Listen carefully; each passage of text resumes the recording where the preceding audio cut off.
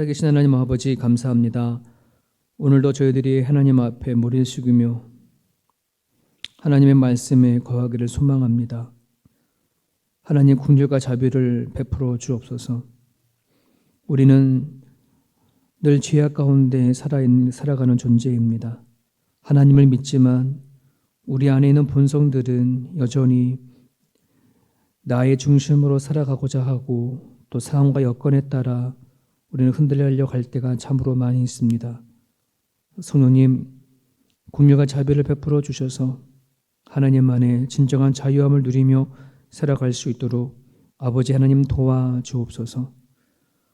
온 성도들이 참으로 여러 가지 어려운 상황 속에 놓여져 있으며 언제나 저희들이 같이 얼굴을 맞대며 예배할 날이 있을지 기대하며 보내는 가정 가운데 있습니다.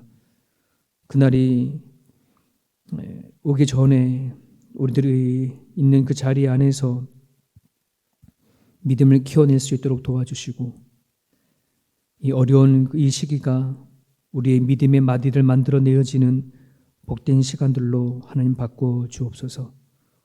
오늘도 말씀을 붙잡고 살아가고자 원하는 하나님의 백성들을 기억해 주시기를 소망하며 예수님의 이름으로 기도드립니다. 아멘.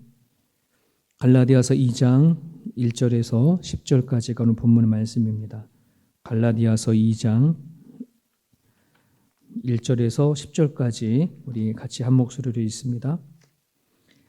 14년 후에 내가 바나바와 함께 디도를 데리고 다시 예루살렘으로 올라갔나니 계시를 따라 올라가 내가 이방 가운데에서 전파하는 복음을 그들에게 제시하되 유력한 자들에게 사사로이 한 것은 내가 다름질하는 것이나 다름질한 것이 헛되지 않게 하려 함이라.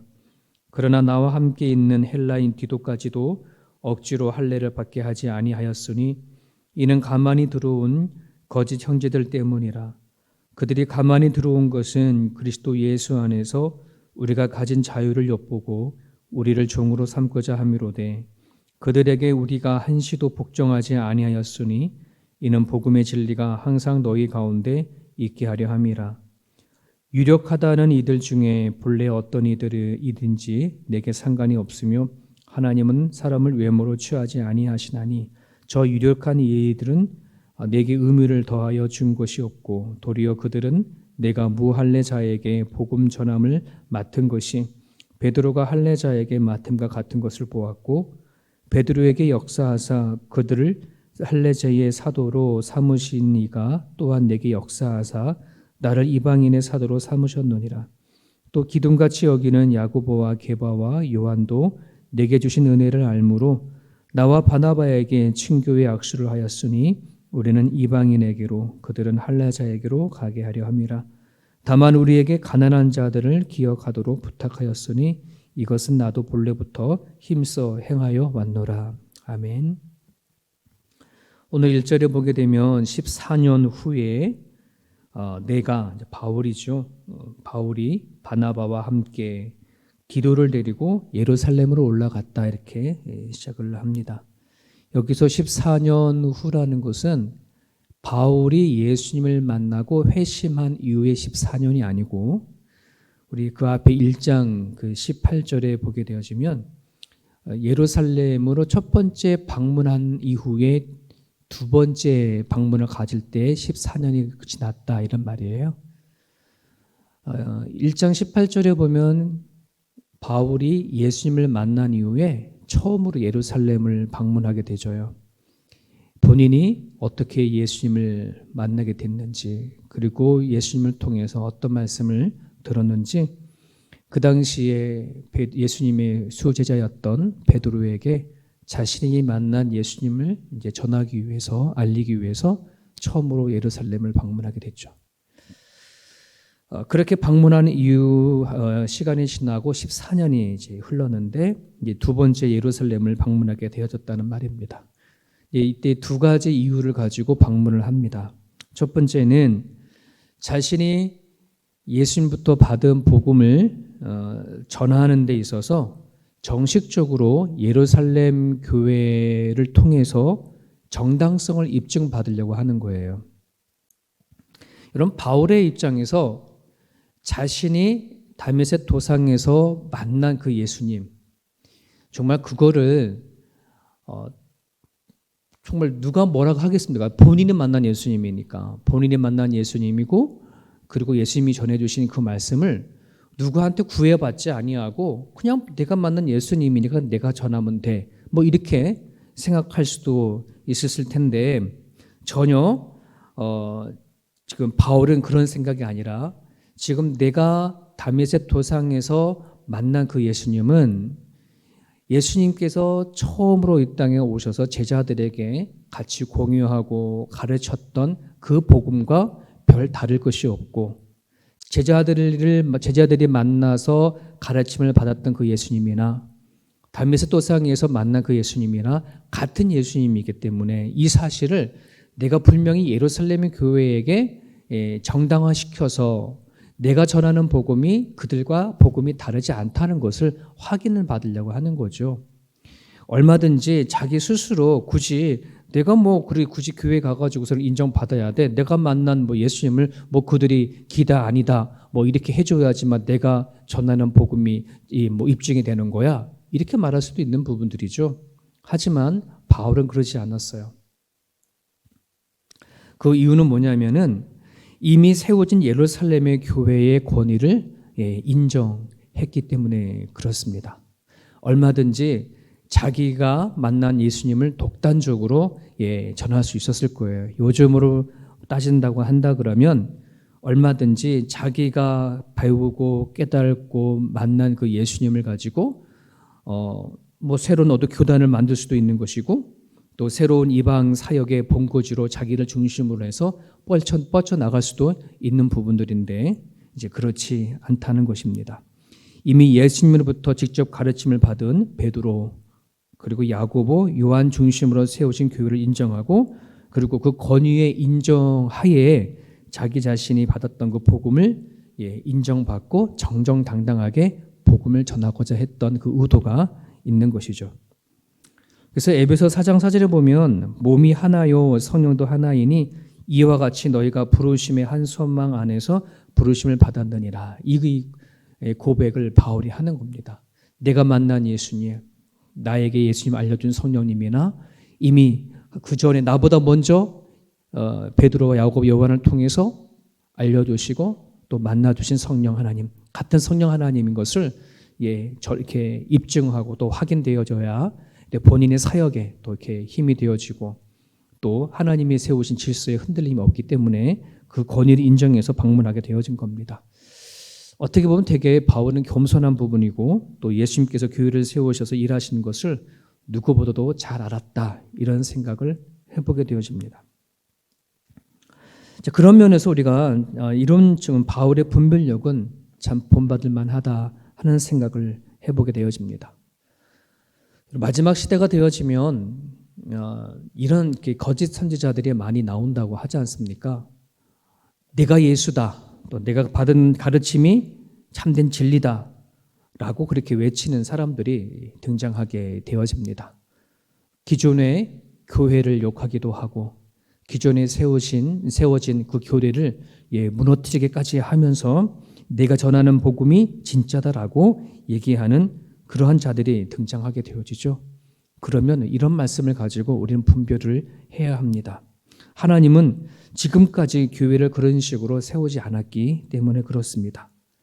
삼위일체 되어지신 하나님을 믿는 믿음을 근간으로 해서 사도신경을 우리는 고백을 하고 그리고 주님께서 가르쳐 주신 기도를 우리는 드리고 그리고 성령님의 일하심을 믿는 사람들이라면 우리는 지금까지 하나님께서 세우신 교회를 우리는 인정하고 또 섬겨야 할 줄 압니다.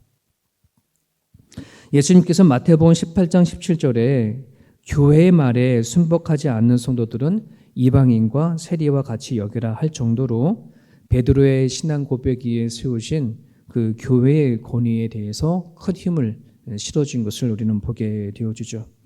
바울은 그것을 누구보다 잘 알았기 때문에 자기가 스스로 그러니까 누구한테 가르침을 받는 것이 아니라 예수님을 통해서 배워지고 깨달아지고 성령을 통해서 깨닫게 되어진 것을 자기 스스로 독단적으로 갖고 가는 것이 아니라 예루살렘 교회를 통해서 정식으로 인정받고자 해서 예루살렘으로 올라간 것이 그 첫 번째 이유입니다.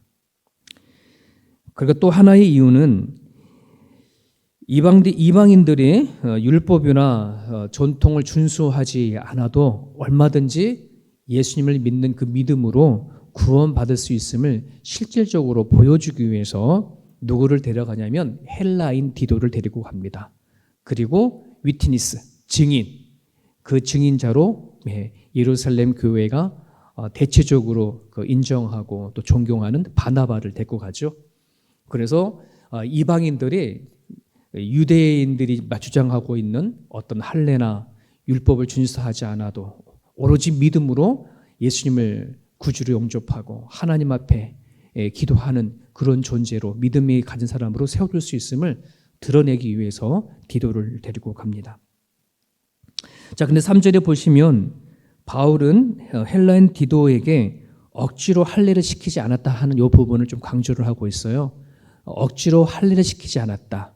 억지로 유대 교인들이 해왔던, 전통적으로 반드시 해왔던 그 할례를 시키지 않았다는 말입니다. 그 이유는 뭐냐 그러면 교회 안으로 가만히 들어온 거짓 청제, 교회 안으로 가만히 들어온 율법주의자들 말하는 겁니다. 겉으로는 예수님을 믿으면 구원받는 것을 인정하지만 한편으로는 절대 그렇지 없어. 할례를 받아야 되고 지금까지 우리가 지켜왔던 전통의 저 의식들을 치러야 되고 그리고 율법을 준수해야지만 구원받는다라고 하는 이 율법주의자들 때문에 바울은 의도적으로 디도에게 할례를 시키지 않죠. 예수님을 믿는 믿음이 아닌 율법으로 구원받는다고 하는 주장은 예수 그리스도의 십자가의 보혈의 그 죽음을 약화시키기 때문에 그렇습니다. 여러분, 당시 바울이 이방인들에게 복음을 전하고 그리고 예수님의 제자들을 통해서 한참 예수님의 복음이 흘러 퍼지고 나갈 그 무렵에 대체적으로 유대인들이 복음을 듣고 크리스찬이 되어진 사람들이 많았거든요. 그런데 이제 혼동스러운 게 있는 거예요. 왜냐하면 그들을 다 하나같이 유대주의자로서 율법을 지키고 그리고 의식들을 행하고 그다음에 할례를 통해 가지고 하나님의 선택받은 백성으로 지내왔는데 이제 예수님 믿는 믿음으로만 구원받는다고 하는 이 복음을 받아들여지니까 이들 사이에서는 이게 이제 그럼 그동안에는 우리는 어떻게 율법을 지키지 말아야 돼? 할례를 하지 말아야 돼? 그러면은 뭐야 의식 같은 것도 하지 말아야 돼? 라고 하는 요 사이에서 어떤 기준이 아직 만들어지지 않았어요. 그러다 보니까 예수를 믿는 그 복음으로 가지고 있음에도 불구하고 또 살아간 삶의 현장에는 또 예전에 살아왔던 삶의 그 패턴을 그대로 이렇게 살아가는 사람들이 아주 많았습니다. 비근한 예로 우리나라가 아주 옛날에 복음이 들어왔었을 때 제가 자랐을 때만 하더라도요 이렇게 교회를 가게 해서 이렇게 보게 되지만 많은 성도들이 우리는 그 한국은 약간 미신적인 것들이 되게 많잖아요. 그 미신적인 생각과 그리고 이 복음적인 것들이 아주 교묘하게 섞여가지고 되게 지금 이상한 신앙생활 할 사람들이 되게 많았어요. 교회 가서 예배를 잘 드리고 와서도 집에 오면은 너 문지방에 앉지 마, 재수가 없어져, 다리 떨지 마, 복 나가, 이런 말도 하고요. 그리고 밤에 피리 불지 마, 뱀 나온다. 부터 시작해서 별의별 미신적인 얘기를 되게 많이 했고 또 그걸 또 그렇게 믿었어요. 그런 걸 믿으면서도 예수님 할 걸 믿고 막 이런 거죠. 그러니까 그 당시에 복음이 전달되면서 할례와 전통에 관한 것이 서로 문제가 좀 많아 있다 보니까 항상 교회 안에서 좀 시끄러웠던 것들이 좀 많이 있었습니다. 그때에 아마 바울이 이렇게 생각할 수도 있죠. 그래 할례의 문제가 아직도 다 정리가 되지 않았으니까 굳이 또 이렇게 할례 받지 않은 디도를 데리고 가가지고서는 또 예루살렘에 들어가서 사람들 만나면 시끄러울 텐데 그냥 할례나 시키고 데려갈까? 아마 이렇게 생각할 수 있을 텐데 그렇지 않았다는 거죠. 당시 율법주의자들에게 의해서 이방인들이 구원받으려면 반드시 할례를 받아야 한다라고 하는 주장이 또 그것을 통해서 더 확장이 결정이 되어질까 봐 바울은 그것을 거부했습니다. 비진리와 타협하고 싶지 않았다는 거죠. 진리까지 변질시켜 가면서 굳이 그렇게 하고 싶지 않았다는 것을 우리는 볼 수 있습니다. 여러분, 그 남유다의 왕에 보면은요, 여호사밧이라고 하는 왕이 있었습니다. 그의 아버지 아사에 이어서 하나님을 온전히 섬겼던 선한 왕에 속한 사람이죠. 그러나 그에겐 약점이 하나가 있었는데요. 어떤 상황과 형편에 따라 잘 타협하는 사람이었습니다. 그러다 보니까 북이스라엘의 우상을 섬겼던 아합 왕과 이제 교제를 잘 이제 하게 되어지고, 그리고 이제 우상 숭배의 아주 온상지가 되어졌던 남유다 땅에 그 산당이 있는데요. 그 산당을 제거하지 않고 남겨둠으로 많은 남유다의 이스라엘 백성들이 우상을 섬겨지는 발판이 되게끔 만들어졌습니다. 그러다 보니까 그 결과 그가 죽은 이후에 그의 아들 여호람이 북이스라엘의 아합과 이세벨의 딸과 결혼을 하면서 그 딸의 영향을 받아서 자기 형제를 다 죽여 버리는 그런 일까지 행하게 되어지죠. 참 어떻게 보면 단호하게 끊어버리고 단호하게 그거를 진리를 지켰어야 썼다라면 여기까지 오지는 않게 되어지는데, 그 적당한 타협이 결국은 악이 되어져 버리고 완전히 하나님을 벗어나 버리는 일까지 오게 되어졌습니다. 그런 부분들 안에서 우리 또한 진리 안에서 적당한 타협을 하는 건 참 조심해야 합니다. 어떻게 보면 되게 미덕처럼 보일 줄 모르지만 하나님의 진리 안에서 이거는 아니다라고 하는 부분들이 있다면 그걸 지켜낼 수 있기를 간절히 바랍니다. 적당한 타협이 사람을 배려하는 것처럼 보이고 때로는 쿨한 사람처럼 보일지도 모르겠습니다. 하지만 하나님의 말씀을 잘 지키려고 하다 보면 괜히 속 좁은 사람처럼 보이기도 하고, 그리고 핀잔을 들을 때도 있고 재미없는 사람이라고 이렇게 낙인 찍힐 수도 있을지 모르겠습니다만, 그런 것에 개의치 아니하고 하나님의 진리를 우리가 잘 사수해 나갈 수 있는 우리들의 모습이 되어줬으면 좋겠습니다. 특별히 또 4절 후반부를 보게 되어지면 바울이 정말 소중히 여기는 진리 하나를 언급하고 있습니다. 그것이 뭐냐면 그리스도 예수 안에서 우리가 가진 자유다, 이렇게 표현합니다. 거짓 형제들, 즉 율법주의자들이 그 자유가 무엇인지를 엿보기 위해서 교회에 들어왔다, 이렇게 얘기를 하고 있는데요. 지금 바울은 그리스도인들은 예수 안에 이 자유를 얻은 자다라고 이렇게 얘기를 하고 있는 거예요. 그 자유가 뭘까요? 그 자유는 일반적으로 세상 사람들이 말하는 자유는 아니겠죠. 어떤 정치나 또 경제나 또 사회적으로 구속되어지고 억압되어지는 그런 자유가 아닌, 정말 그 자유는 예수님 안에서 오는 자유를 얘기를 하는 겁니다. 그래서 요한복음 8장 32절에 진리를 알지니 진리가 너희를 자유케 한다라고 하는 말씀이 있는 것처럼, 곧 길이요 진리요 생명이신 예수 그리스도라 하는 그 부분을 인격적으로 만나게 되어졌을 때에 그 예수님을 통해서 오는 자유를 얘기를 하고 있는 것입니다. 여러분들에게는 그 자유가 있나요? 예수님을 통해서 주어지는 그 자유. 예수님께서 이런 말씀을 하셨습니다. 수고하고 무거운 짐진 자들아 다 내게로 오라. 내게로 와서 나의 멍에를 메고 배우라, 이런 말씀을 하셨거든요. 수고하고 무거운 짐진 자들아 다 짐을 다 버려라 하고 그렇게 말씀하시면 되는, 거기까지 이해가 되는데 거기 또 뭐를 해요? 멍에를 짊어지래요. 짐을 벗어버리는 것하고 멍에를 지는 것하고는 되게 역설적이잖아요. 그렇죠? 여기서 말하는 멍에라고 한다는 것은 무거운 것을 표현하는 것이 아니라 가치 있게 하는 것을 말합니다. 예수님과 함께 지면은, 그 멍에를 지면 내가 지금 이 세상에서 지고 가는 그 모든 것들이 가치 있는 것이 되어버려요. 내 홀로 지는 모든 짐들은 이건 가치가 없어요. 하지만 주님과 함께 지고 가는 것 안에는 그것이 그때부터 가치 있는 것이 되어져 버린다는 것을 얘기하고 싶습니다. 여러분, 인간은 중립적인 존재가 아니에요. 어딘가는 늘 속하게 되어 있어요. 내 자신에게 속하든 또 누구에게 속하든 어떤 상황과 여건에 속하든 항상 우리는 어딘가에 속하게 되어져 있고, 그 속해져진 곳을 통해서 나는 모든 것을 결정하고 그리고 생각하며 살아갑니다. 자, 그런데 성경은 말하죠. 예수 안에서 우리가 속하지 아니하면 모든 것은 아무것도 아니다. 이렇게 얘기를 합니다. 바람에 나는 겨와 같고 한번 폈다가 사라져가는 꽃과 같은 존재가 바로 내 안에 속해서 내 인생을 살다가 마무리되어 버리는 그 인생을 말하는데요. 성경은 얘기합니다. 예수 안에서 우리들의 인생을 다시 재설계하고 예수 안에서 네가 가진 모든 가치와 목표를 설정할 것을 말하고 있는 것이죠. 그렇게 되어질 때에 모든 것이 가치 있게 되어지는 겁니다. 예수님 안에 속할 때 모든 것이 얽매이지 않아요. 예수 안에 있었을 때 모든 것이 구속되지 않아요. 그것이 진정한 자유함을 얘기를 하고 있습니다. 그 자유함을 누린 바울이 자기가 지금까지 예수님 만나기 전에 가졌던 모든 것, 그런 것들을 배설물처럼 여겼다라고 표현을 하잖아요. 네, 그 배설물 별 가치가 없는 거로 여겨졌다는 거예요.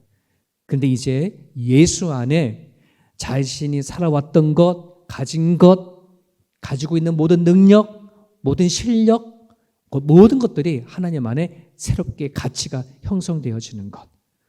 네. 그래서 세상의 기준을 바라보고 있는 것이 아니라 세상의 기준을 딱 내려버리고 하나님 안에 딱 들어가 버리니까 자유한 거예요. 자유한 거예요. 세상의 기준에 맞추려고 하지 않는 것. 여러분, 그런 자유를 누릴 수 있기를 바랍니다. 그 자유로 세상의 모든 것에 얽매이지 않고 속박되지 않기를 바랍니다. 오늘 주신 말씀을 붙잡고요. 이 시간 기도할 때 이렇게 기도했으면 좋겠습니다. 하나님, 분별력을 허락하여 주십시오 라고 기도했으면 좋겠고요. 영적인 분별력입니다. 그리고 적당한 타협을 통해서 진리를 변질시키지 않도록 해달라고 기도해 주시고, 또 바울이 되게 소중한 진리를 말했던 것처럼 그리스도 안에서 진정한 자유를 누릴 수 있게 해달라고, 세상에 속하지 아니하는, 얽매이지 아니하는 자유를 달라고 하나님께 기도드렸으면 좋겠습니다. 같이 기도하겠습니다.